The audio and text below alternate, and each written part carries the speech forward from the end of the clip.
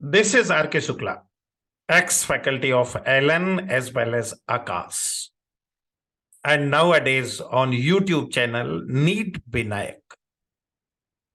तो बच्चों, हम लोग बात कर रहे हैं उस टॉपिक के बारे में जिसके बगैर नीट 2023 और उसके बाद के नीट में भी सिलेक्शन संभव नहीं है। हम बात कर रहे हैं एनिमल किंगडम के बारे में, और आज हम बात करने वाले हैं एकाइनोडर्मेटा, हेमिकॉर्डेटा और कॉर्डेटा। इन तीन फाइलम के बारे में हम लोग बात करने वाले हैं, और उसके बाद एक और इंटरेस्टिंग और बेनिफिशियल वीडियो आपको मिलने वाले हैं। चलिए तो बात करते हैं इन फाइलम के बारे में। और फिर से एक बार मैं आपको कहना चाहूंगा कि ये पूरा वीडियो आपको देखना है, क्योंकि इसमें बहुत सारे टिप्स और ट्रिक्स आपको मिलने वाले हैं। चलिए बात करते हैं फाइलम एकाइनोडर्मेटा, इसके बारे में हम लोग डिस्कस कर रहे हैं। फाइलम एकाइनोडर्मेटा, हेमिकॉर्डेटा और कॉर्डेटा, इन तीनों को भी हम यहां डिस्कस कर रहे हैं। तो चलिए बात करते हैं। अब इसमें सारे डिस्कशन में जो हमारा पहला पॉइंट रहा है, जब हम बात करते हैं किसके बारे में, फाइलम के बारे में, सबसे पहले हमने लिया है हैबिट एंड हैबिटेट।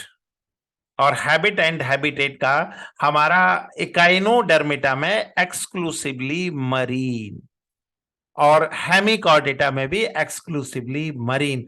थोड़ा जानने का प्रयास करते हैं एक्सक्लूसिवली मरीन का मतलब क्या होता है।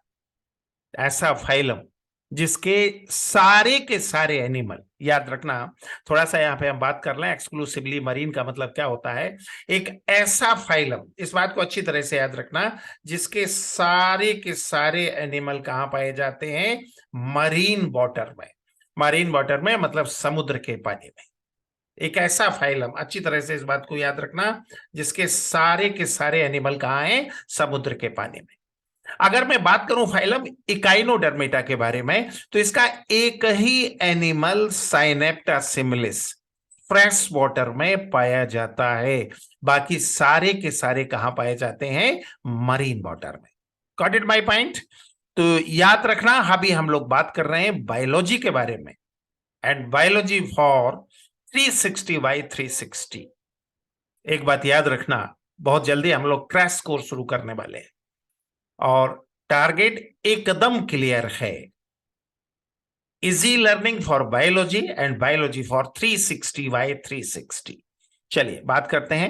अब इसका जो, अगर हम बात करेंगे कॉर्डेटा में, तो कॉर्डेटा मरीन भी है, फ्रेश वाटर भी है, एरियल भी है, टेरेस्ट्रियल भी है।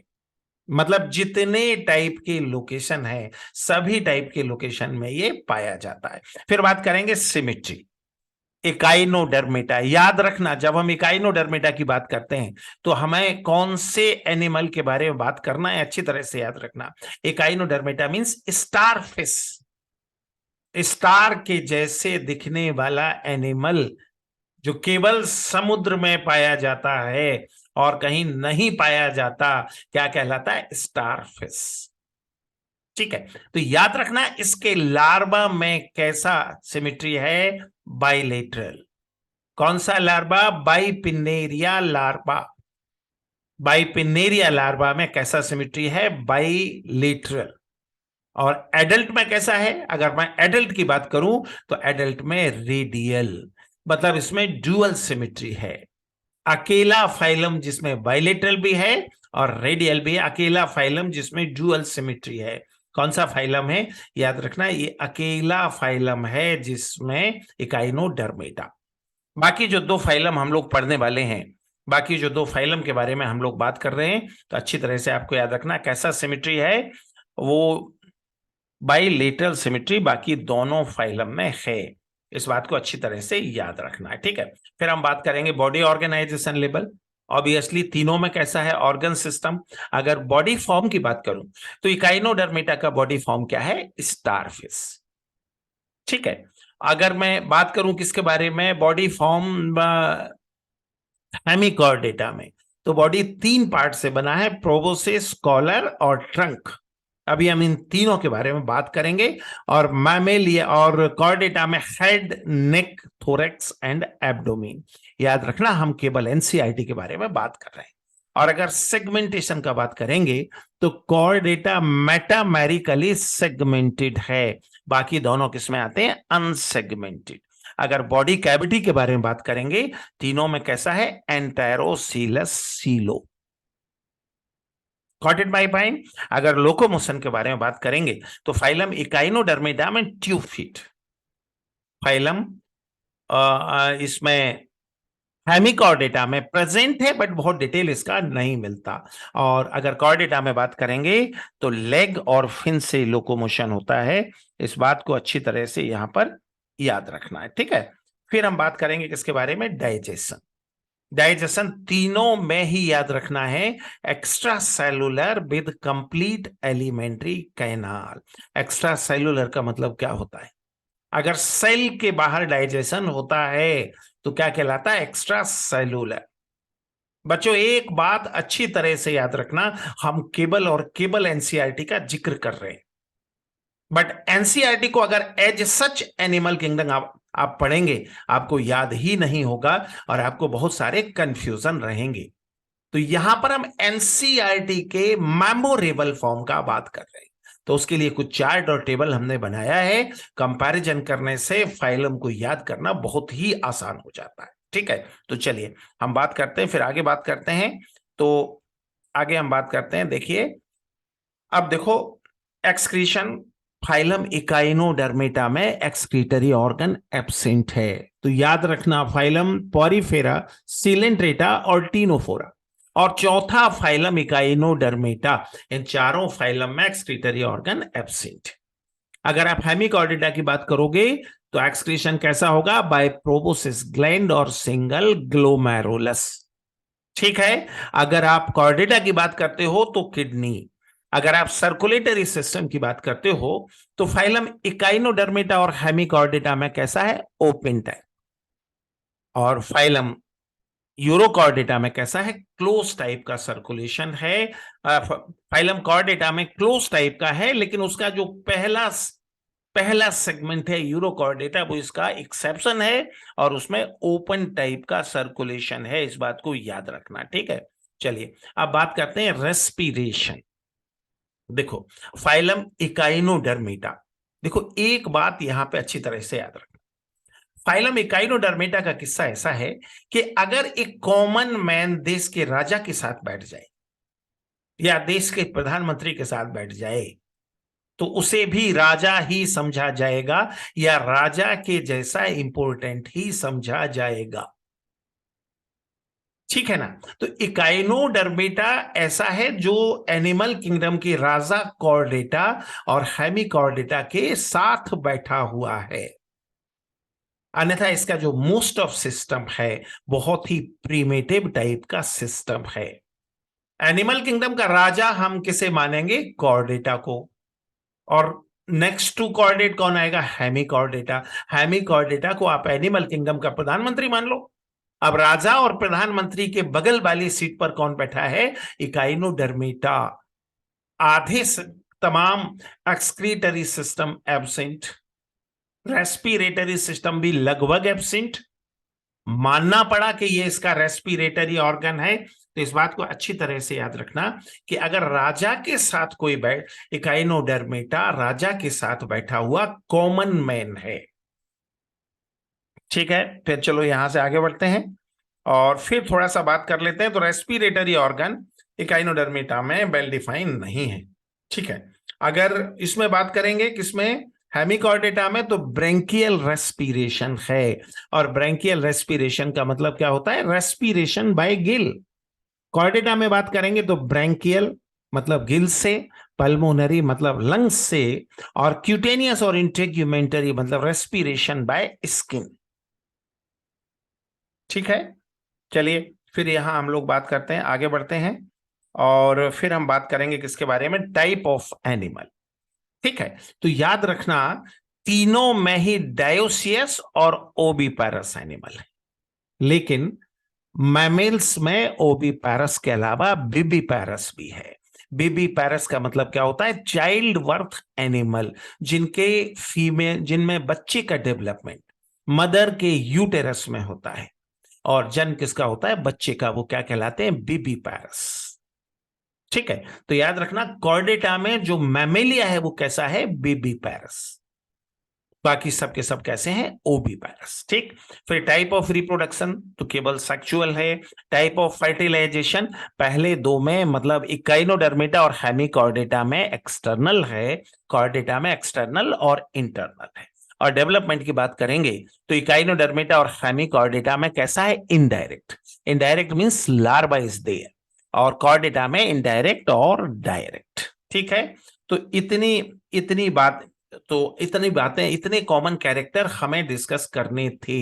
देखो, जब भी हम टैक्सोनॉमी की बात करते हैं, एनिमल किंगडम की बात करते हैं, तो अभी तक जैसा हम करते आए हैं, पहले हम कॉमन कैरेक्टर को डिस्कस करते हैं, एक कंपैरिजन करते हैं तीनों फाइलम के बारे में, फिर उनके स्पेसिफिक कैरेक्टर को हम लोग अलग से डिस्कस करते हैं।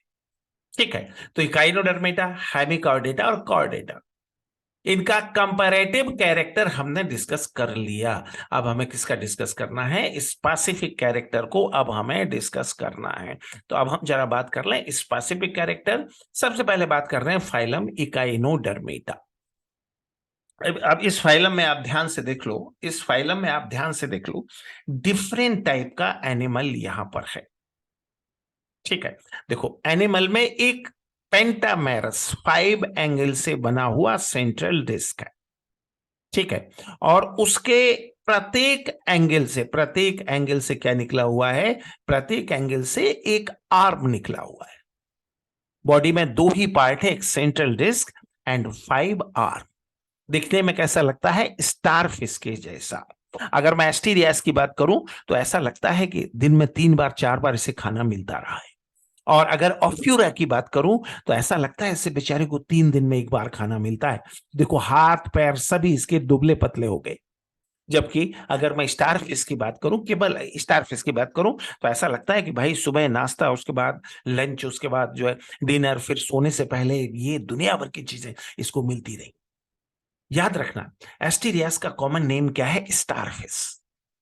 ब्रेटिल स्टार का कॉमन नेम क्या है? और ऑफ्यूरा।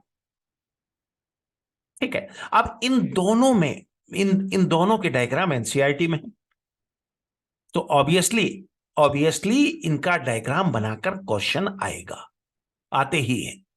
तो अगर ऐसा कोई क्वेश्चन आता है तो एक बात याद रखना, जिसको दिन में 3 बार 4 बार खाने को मिला वो एस्टीरियास और स्टारफिश, और जिस बेचारे को 3 दिन में एक बार खाने को मिला, जिस बेचारे का जन्म कहां हुआ? सोमालिया में, नामीबिया में हुआ, 3 दिन में एक बार खाने को मिला, वो क्या हुआ? ऑफ्यूरा। इस बात को अच्छी तरह से याद रखना है। ठीक है, फिर चलिए यहां से हम आगे बढ़ेंगे, और यहां से हम आगे बढ़ेंगे तो उसके बाद हम इसके ये कॉमन डायग्राम देखने के बाद एनसीईआरटी ने इसके बारे में क्या लिखा है उसके बारे में बात कर लें। This animal have an endoskeleton of calcareous ossicle, calcium carbonate से बना हुआ स्पाइन लाइक स्ट्रक्चर है, जो इसका एंडोस्केलेटन भी बनाता है और एक्सोस्केलेटन भी बनाता है। एनसीईआरटी ने केवल एंडोस्केलेटन लिखा है तो मैंने भी लिख दिया, लेकिन सच बात यह है कि ऑसिकल बॉडी के अंदर भी रहता है और बाहर भी रहता है। जो बाहर रहता है वो एक्सोस्केलेटन बनाता है, जो अंदर रहता है वो क्या बनाता है? एंडोस्केलेटन बनाता है। ठीक है, और एक्सोस्केलेटन की वजह से इसका जो स्किन है वो कैसा दिखाई देता है? स्पाइनी बॉडी दिखाई देता है, जिसके चलते हमने इसको नाम दिया इकाइनोडर्म एटा। इकाइनो मतलब क्या होता है? स्पाइन, और ऑसिकल, डर्म का मतलब क्या होता है? स्किन, और एटा का मतलब क्या होता है? हैविंग। ठीक है, फिर देखो इसका खास फीचर क्या है, इसका खास फीचर क्या है वो याद रखना। इसमें वाटर वेस्कुलर सिस्टम, जिसे आज की तारीख में एम्बुलेक्रल सिस्टम कहा जाता है। अब एक बात यहां पे याद रखना है, देखो फाइलम पॉरीफेरा में कैनाल सिस्टम है, जो वास्तव में सर्कुलेटरी सिस्टम है। एक लंबे अरसे तक उसके जैसा सिस्टम, वाटर वेस्कुलर सिस्टम को इकाइनोडर्मेटा में माना गया। बट बाद में समझ में आया कि ये सर्कुलेटरी सिस्टम नहीं है, तो हमने उसका नाम बदला। और आज की तारीख में हम कौन से नाम का इस्तेमाल करते हैं? Ambulacral system. और इसका मेन काम क्या है? लोकोमोशन। लेकिन लंबे अरसे तक हम ये मानते रहे कि ये सर्कुलेशन का सिस्टम। ठीक है ना? तो चलो बात करते हैं इसके बारे में। अब यहां हम इसके बारे में डिस्कस करते हैं। तो याद रखना, वाटर वास्कुलर सिस्टम और ambulacral system which help in locomotion, capture and transport of food and respiration. इसका मेनली काम क्या है? लोकोमोशन। उसके अलावा capture and transport of food और रेस्पिरेशन में भी ये सहायता करता है। और एक बात याद रखना, देखो अब इसका अभी हमने देखा सेंट्रल डिस्क। सेंट्रल डिस्क के लोअर सरफेस पर क्या होता है? माउथ। और ये लोअर सरफेस क्या कहलाता है? वेंट्रल और ओरल और लोअर सरफेस। और इसके अपर सरफेस पर क्या होता है? एनस। अपर सरफेस क्या कहलाता है? अपर और डॉर्सल और एपोरल। ठीक है, तो इतनी बातें हमें फाइलम इकाइनोडर्मिटा के बारे में पढ़नी थी। अब इसका एग्जाम्पल, तो एग्जाम्पल का फॉर्मूला याद रखना, ओसीएन। देखो हमारे फॉर्मूलाज के बारे में हमने बहुत बार बात किया है कि स्मॉल लेटर का कोई मतलब नहीं। जैसे इसमें OCEAN स्मॉल है, इसका कोई मतलब नहीं। ए के ऊपर हमने 2 लगाया, मतलब ए से 2 एनिमल है। तो ओ फॉर ऑफ्यूरा और ब्रेटिलिस्टा, अभी अभी हमने बात किया है, जो कि सूखा रोग से पीड़ित लगता है। कुकुमेरिया मतलब सी कुकुम्बर। इकाइनस मतलब sea urchin. Asterias means starfish. Antedon means sea lily. ठीक है, अब हम बात कर लें किसके बारे में? बेलेनोग्लॉसस। बेलेनोग्लॉसस में सबसे पहले हमें बॉडी पार्ट के बारे में बात करना। इसका जो पहला पार्ट है प्रोबोसिस, यहाँ जो ऑरेंज कलर से बना हुआ है, ये इसका फर्स्ट पार्ट है, प्रोबोसिस। दूसरा पार्ट क्या है? कॉलर। ठीक है, और इसका तीसरा पार्ट क्या है? ट्रंक। ये देखो, पहला पार्ट क्या हुआ? प्रोबोसिस। दूसरा पार्ट क्या है? कॉलर। और तीसरा पार्ट क्या है? ट्रंक। अच्छी तरह से याद रखना। अब देखो एक बात यहां याद रखना, इसका ट्रंक 3 पार्ट से बना है। इसका पहला पार्ट क्या कहलाता है? Branchiogenital reason.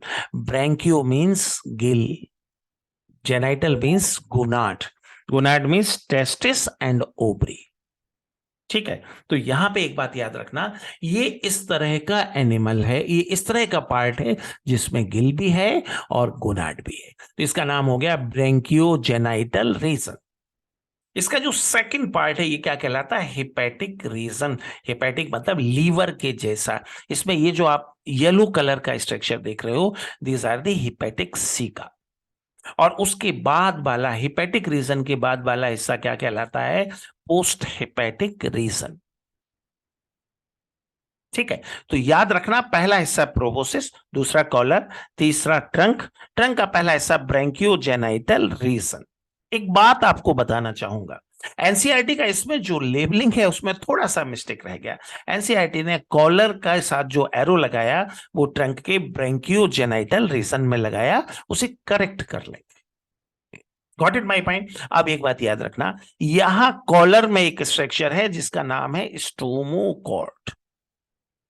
और इस स्टोमोकॉर्ड को लंबे अरसे तक नोटोकॉर्ड माना गया। और जब इसे नोटोकॉर्ड माना गया तो हमने हमने हेमिकॉर्डेटा को कॉर्डेटा का पार्ट माना। लेकिन बाद में हमें समझ आया कि भाई ये नोटोकॉर्ड नहीं है, ये तो स्टोमोकॉर्ड है। तो हमने इसको हटा दिया हमने कॉर्डेटा की लिस्ट से। अब एक बात याद रखना, एक बात यहां पे याद रखना, एक छोटी मोटी कुछ अजीब अजब गजब किस्से हैं एनिमल किंगडम के साथ। हेमिकॉर्डेटा को लंबे अरसे तक हम कॉर्डेट मानते रहे, और यूरोकॉर्डेटा को लंबे अरसे तक हम नॉन कॉर्डेट मानते रहे। हमें हेमिकॉर्डेटा को कॉर्डेट हमने क्यों माना? क्योंकि स्टोमोकॉर्ड को एक लंबे अरसे तक हम क्या मानते रहे? एक लंबे अरसे तक हम नोटोकॉर्ड मानते रहे। और अगर मैं यूरोकॉर्डेटा की बात करूं, तो यूरोकॉर्डेटा में जब तक हमने उसकी लार्वा का स्टडी नहीं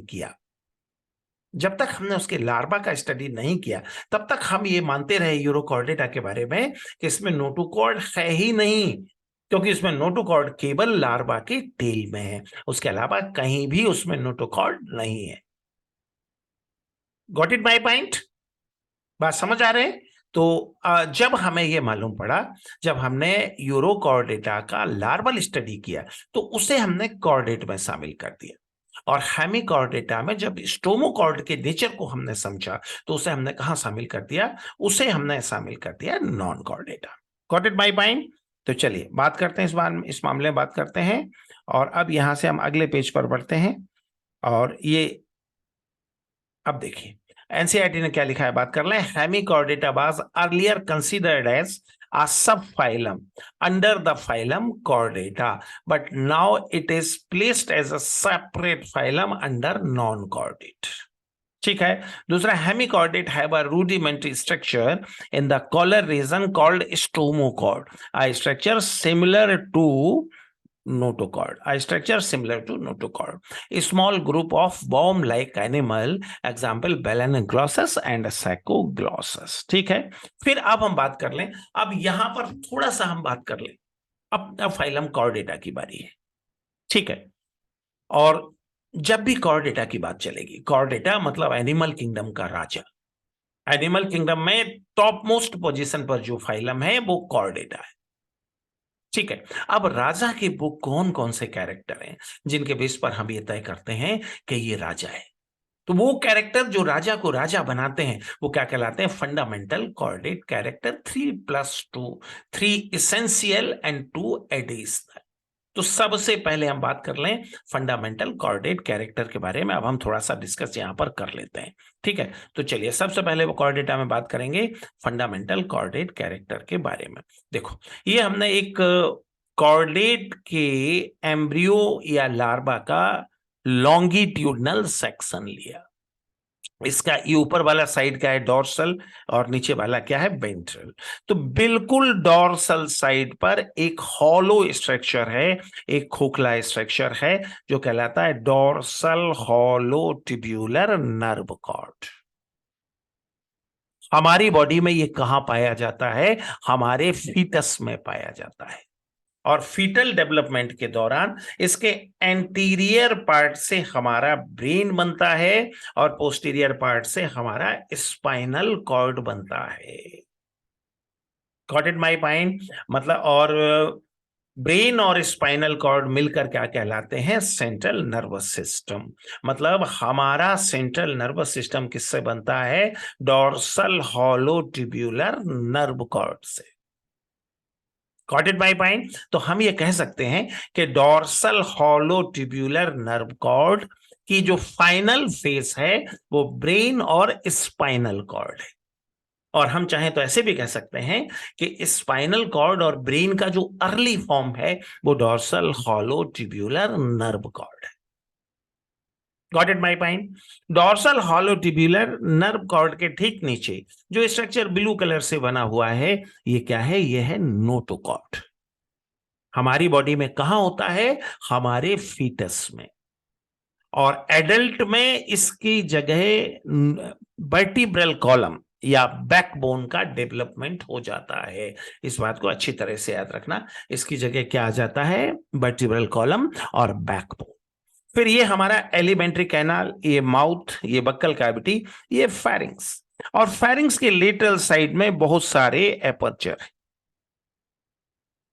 याद रखना हम कॉर्डेट हैं, बहुत सारे एपर्चर हैं लेटरल साइड पर। ये एपर्चर क्या कहलाते हैं? Pharyngeal gill slit. क्या कहलाते हैं? Pharyngeal gill slit. हमारी बॉडी में कहां होता है? हमारे फीटस में होता है, बाद में डिसअपियर हो जाता है। फिर वेंट्रल हार्ट, ये हमारे फीटस में भी है। देखो, ये एकमात्र हमारा कैरेक्टर है जो हमारे फीटस में और एडल्ट में सेम पोजीशन में मिलता है। देखो, ये एनस हुआ, और एनस के बाद वाला बॉडी का पार्ट क्या कहलाता है? Postanal tail. क्या कहलाता है? Postanal tail. तो कुल मिलाकर ये 5 कैरेक्टर हैं। सबसे पहला dorsal hollow tubular nerve cord, दूसरा कैरेक्टर क्या है? नोटोकॉर्ड, तीसरा कैरेक्टर फेरेंजियल गिल स्लिट, चौथा कैरेक्टर वेंट्रल हार्ट, एंड पांचवा कैरेक्टर पोस्टेनल टेल। ये पांचों कैरेक्टर मिलकर क्या कहलाते हैं? Fundamental chordate character. इसका मतलब क्या है? कोई भी एनिमल जिसके जीवन की किसी भी स्टेज में, जरा यहां फंडामेंटल कॉर्डेट कैरेक्टर का मतलब समझ लें। कोई भी एनिमल जिसके जीवन की किसी भी स्टेज से मतलब क्या, उसके लार्वा में, उसके फिटस में, या उसके एडल्ट में, या एक से ज्यादा स्टेज में, ये जो है सारे के सारे कैरेक्टर पाए जाते हैं। खास तौर से पहले 3 character, dorsal hollow tubular nerve cord, notochord and pharyngeal gill slit. और उनके साथ साथ एडिशनल कैरेक्टर कौन सा हुआ, ventral heart and postanal tail. तो अगर ये सारे के सारे कैरेक्टर किसी एनिमल में, जरूरी नहीं कि ये एडल्ट में भी पाए जाएं, एनिमल के लार्वा में हो सकता है, फिटस में हो सकता है, एडल्ट में हो सकता है, या एक से ज्यादा स्टेज में हो सकता है।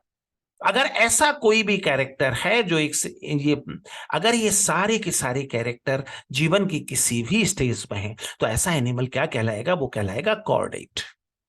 लेकिन सब के सब हेमिकॉर्डेटा का एग्जाम्पल हमारे सामने है। हेमिकॉर्डेटा में नोटोकॉर्ड के अलावा बाकी सारे कैरेक्टर हैं। स्टोमोकॉर्ड को हम लंबे समय तक नोटोकॉर्ड मानते रहे, लेकिन जब समझ आया कि नहीं भाई, ये तो फर्जी है, ये तो फर्जी राजा है, ये राज परिवार का फर्जी मेंबर है। हमारी बहुत सारी फिल्मों में, बहुत सारी कहानियों में ऐसा मिल जाता है कि कोई झूठा जमींदार बन के कहीं बैठ जाता है। तो जब समझ आया कि भाई ये राज परिवार का फर्जी मेंबर है, तो हमने उसको बाहर निकाला और कहाँ शामिल कर दिया, नॉन कॉर्डेटा में। और आज की तारीख में हेमी कॉर्डेटा को हम क्या मानते हैं, connecting link in between non chordate and chordate. ठीक है, तो चलिए अब थोड़ा सा हम ये जानने का प्रयास करें कि नॉन कॉर्डेट में इन कैरेक्टर का सिचुएशन क्या होता है। ये नॉन कॉर्डेट है, देखो नॉन कॉर्डेट में हार्ट कैसा है, डॉर्स। नोटोकॉर्ड पूरी तरह से एब्सेंट है। नर्व कॉर्ड, नर्व कॉर्ड है, लेकिन कैसा है, वेंट्रल है, सॉलिड है, डबल है। और ये कभी भी ब्रेन और स्पाइनल कॉर्ड नहीं बनाता। एलिमेंट्री कैनाल है, लेकिन फेरेंजियल गिल स्लिट एब्सेंट है, और पोस्टेनल टेल भी एब्सेंट है, क्योंकि टेल बॉडी के बिल्कुल अंतिम सिरे पर है। फिर हम एक कंपैरिजन कर लें नॉन कॉर्डेट और कॉर्डेट में। देखो ये कॉर्डेटा में ये dorsal hollow tubular nerve cord है। नॉन कॉर्डेटा में क्या है, ventral solid double nerve cord. Dorsal hollow tubular nerve cord के नीचे कॉर्डेटा में क्या है, नोटोकॉर्ड। नॉन कॉर्डेटा में ऐसा कोई स्ट्रक्चर नहीं है। फिर नॉन कॉर्डेटा में फेरेंजियल गिल स्लिट है, नॉन कॉर्डेटा में नहीं है। फिर कॉर्डेटा में वेंट्रल हार्ट है, नॉन कॉर्डेटा में डॉर्सल हार्ट है। फिर कॉर्डेटा में पोस्टेनल टेल है, जो कि नॉन कॉर्डेटा में नहीं है। अब एक चार्ट बनाकर हम और देखें तो ये कॉर्डेट और नॉन कॉर्डेट का हमने कंपैरिजन किया है। देखो नोटोकॉर्ड कॉर्डेटा में प्रेजेंट है, नॉन कॉर्डेट में एब्सेंट। नर्व कॉर्ड की बात करें, कॉर्डेट में डॉर्सल हॉलो ट्यूब्यूलर है, नॉन कॉर्डेट में वेंट्रल सॉलिड डबल है। फेरेंजियल गिल स्लिट की बात करें, कॉर्डेट में प्रेजेंट है और नॉन कॉर्डेट में एब्सेंट। हार्ट की बात करें तो कॉर्डेट में वेंट्रल हार्ट है और नॉन कॉर्डेट में डॉर्सल हार्ट है। अगर पोस्ट एनल टेल की बात करें तो कॉर्डेट में ये प्रेजेंट है, नॉन कॉर्डेट में ये absent. Could you follow my point? तो कुल मिलाकर बच्चों, इतने कैरेक्टर के बारे में हमें डिस्कशन करना था कॉर्डेट और नॉन कॉर्डेट कैरेक्टर में, जिसको हमने डिस्कस कर लिया है। धीरे धीरे हम लोग मंजिल की तरफ बढ़ रहे हैं। आपकी मंजिल नीट 2023 और मेरी मंजिल नीट 2023 में आपका 360 बाई 360 इन बायोलॉजी। कुल मिलाकर हम दोनों की मंजिल एक ही है, और ये मेरा कमिटमेंट है आपके साथ। अगर मेरी चीजों को आप सही ढंग से फॉलो करेंगे, करना कुछ भी नहीं है, सारी एनसीईआरटी को हम कवर कर रहे हैं। सीधा सीधा एक काम करते चलिए, 2-2 3-3 बार वीडियो देखिए, और नीट विनायक टेलीग्राम चैनल पर इनका पीडीएफ अवेलेबल है। अगर किसी का पीडीएफ नहीं है तो उसे यहां से डाउनलोड कर लीजिए। उससे भी अच्छा यह है कि सारे डायग्राम वगैरह बना लीजिए। फिर आपका मन करे तो आप एनसीईआरटी पढ़िए, मन ना करे तो बिल्कुल ना पढ़िए। ठीक है ना? तो अगर बायोलॉजी में आपका अच्छा नंबर आएगा 360 बाई 360, तो आपके सिलेक्शन को कोई रोक नहीं सकता। ये मेरा दावा है अपने 25 साल के एक्सपीरियंस में। याद रखना, देश में जितने जितने नाम आपने सुने होंगे बड़ी बड़ी कोचिंग के, उन सभी में मैंने पढ़ाया हुआ है। उनका क्या पॉजिटिव और नेगेटिव पॉइंट है वो सब मुझे पता हुआ है। उनके सारे पॉजिटिव पॉइंट मेरी टीचिंग में आपको मिल जाएंगे और उनका नेगेटिव पॉइंट आपको नहीं मिलेगा। जैसे एक बड़ी कोचिंग जिसके मॉड्यूल में नॉन एनसीईआरटी कंटेंट बहुत सारे हैं, मैं अपनी टीचिंग में नॉन एनसीईआरटी कंटेंट को शामिल नहीं करता। ठीक है, नोट्स मैंने वहां से लिए उस कोचिंग से। अब नाम तो आपको नहीं बता सकता, बाकी आप लोग समझदार हैं। नोट्स मैंने वहां से लिए, कंटेंट मेरा एनसीईआरटी से, और पूरा एनसीईआरटी हम लोग कवर करने वाले हैं। Got it my point? तो याद रखना, सारा एनसीईआरटी हम लोग कवर करेंगे, बहुत बेहतर ढंग से पढ़ेंगे।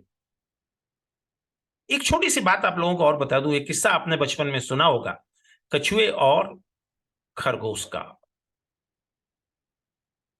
कछुआ लगातार चलता रहा, खरगोश सोता रहा, कछुआ खरगोश को पार कर गया। लेकिन वो किस्सा बहुत पुराना है, ऐसा नहीं लगता? अभी हम 2023 में हैं। अभी हमें कछुए की रफ्तार, कछुए की अलर्टनेस और खरगोश की रफ्तार, दोनों की ही जरूरत है। अगर आप दोनों को मिला दोगे तो ये स्मार्ट स्टडी हो जाएगा। और स्मार्ट स्टडी में जितने बायोलॉजी के सपोर्ट की जरूरत है वो मैं आपको अवेलेबल कराऊंगा।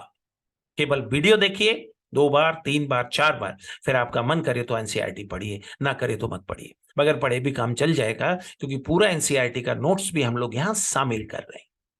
Got it my point? तो चलिए बात करेंगे।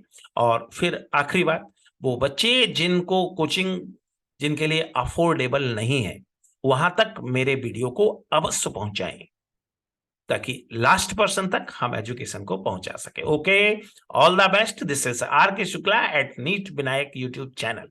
अगर अभी तक आपने मेरे चैनल को सब्सक्राइब नहीं किया है तो सब्सक्राइब करें, शेयर करें और अच्छे अच्छे कमेंट भी करें। Okay, all the best.